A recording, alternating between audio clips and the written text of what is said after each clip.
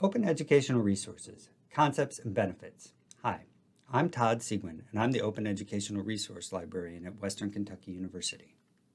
What is an open educational resource?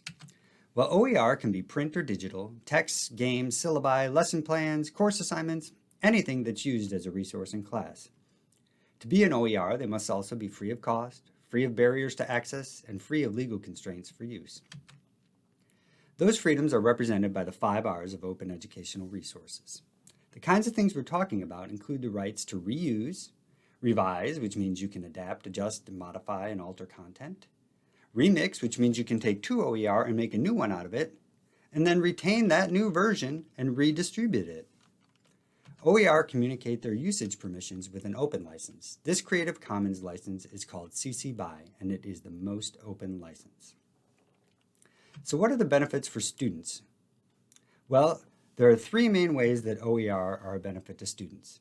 The first, perhaps, is the most obvious: affordability. It saves them money. They're free. The second is access. There's no access codes to navigate. These resources often include multiple formats for the students to choose their favorite way to learn, whether that's print, reading online, or downloading to an e-reader, and students retain access after the class is over. OER also address equity. These resources can be easily manipulated for people who have special needs, and examples can be adapted to reflect and be more relevant to the specific student population they serve. The number and variety of OER mean that there's a greater diversity in perspective and representation of voices in those who have created the resources. There are a number of studies that look at the impact OER can have on students. One is a Florida Virtual Campus survey, and it found that the cost of textbooks can have significant effect on course selection, as well as students' ability and desire to complete their degree. We can see here that 43% take fewer courses, 41% didn't register for a specific course, 23% dropped a course. Students who don't purchase the textbook, 36% earn a poorer grade, and 20% fail the course. So we know they're important for students. What are the benefits for faculty? Well, many of the resources employ active learning or experimentation with new teaching techniques and can lead to pedagogical innovation.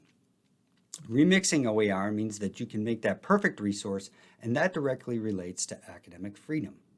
And whether you're adapting or creating, when you're making connections, enriching scholarship in the discipline, you're participating in scholarly communications and connections.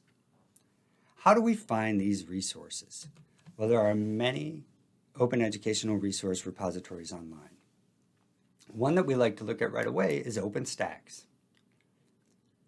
OpenStax has textbooks in many disciplines.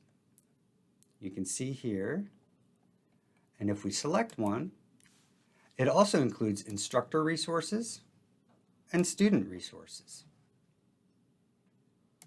The Open Textbook Library has very similar resources, and both are a great place to go for replacing your textbook with something similar but open. They do offer many resources that can be printed or simply used online. The Open Educational Commons is a great place for looking for different kinds of resources. If we look under the Arts and Humanities discipline, we'll see that not only do they have textbooks, but if we look at material type, they have case studies, games, they have primary sources, and teaching and learning strategy units.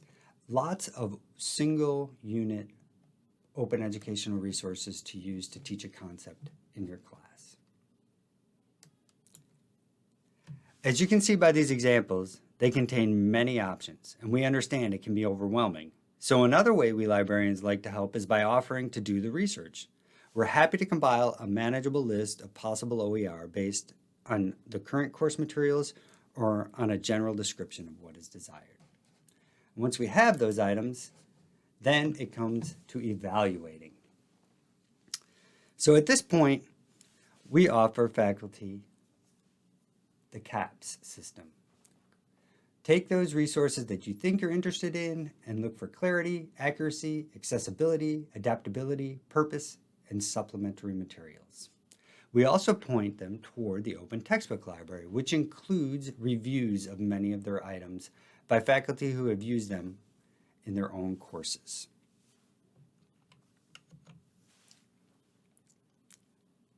I hope this has provided you some insight into the world of OER, and of course, feel free to contact me with any questions.